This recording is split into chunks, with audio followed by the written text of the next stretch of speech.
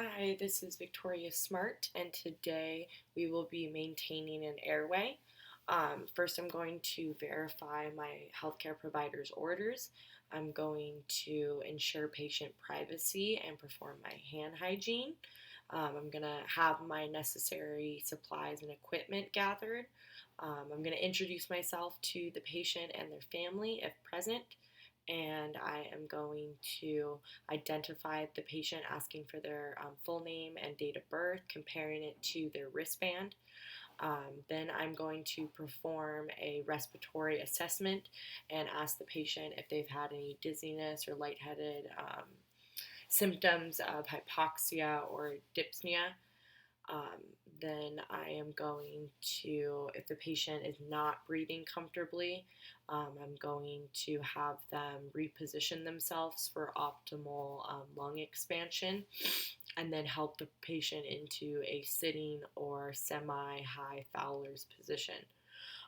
If the patient has COPD, I'm going to suggest that they hold and hunch over either a chair or facing forward, leaning forward. I'm going to support, if they are laying in a supine position on the bed, I'm going to support their head with 1 to 2 pillows, making sure that the head of the bed is raised at least to 30-degree angle. I'm going to turn the patient at least every 2 hours if tolerable, and position the patient for gravity to help with the drainage. If the patient needs or controlled coughing, I will instruct them on that. I'm going to position the patient in an upright position, have him and her lean forward, and then place a small pillow over the abdomen. Then I'm going to instruct the patient to take slow, deep breaths, inhaling through the nose and exhaling through the mouth. I'm going to have my patient on the third deep breath hold the breath and then forcefully push the exhale and push the air out of the lungs, coughing, with making sure that the patient does not inhale extra breaths in between the coughs. For a patient that has difficulty coughing, I'm going to teach them the huff method, which is basically the same thing, but instead of coughing, they're going to make a huh mechanism or technique to promote expiration. If prescribed and ordered, I'm going to administer CPAP or BPAP for the patient. I'm going to perform my hand hygiene and apply clean gloves and goggles if necessary. I'm going to apply a mask and gown if the patient is going to splash or throw projectiles towards my way. Then I'm going to apply the pulse oximeter and comfortably position the patient with the head always elevated. Then I'm going to use the masking chart and determine the correct CPAP or BPAP mask size, making sure that it fits over the patient's nose and mouth as tightly as tolerated by the patient. I'm going to place or turn on the pressure generator and connect the CPAP or BPAP tubing to the patient's mask. And then I'm going to select the proper settings to turn on the device.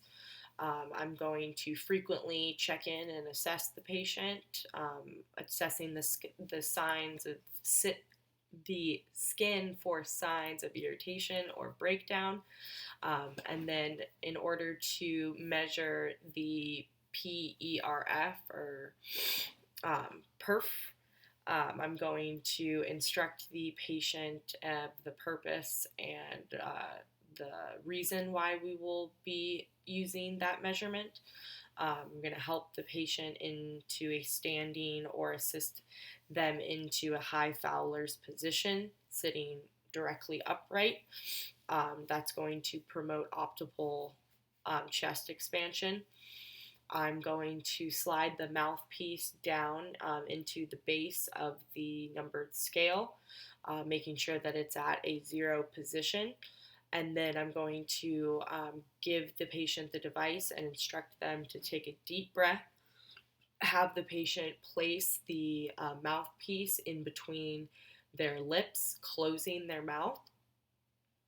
Have the patient take a single breath in and blow out as hard as they possibly can to move the little dial along the measurement scale. And then we're going to repeat that maneuver about 2 to 3 more times and record the highest number of PEFR on the database. The patient can also do this at home, so I will instruct them and educate them on how to do this at home. And then I'm going to help the patient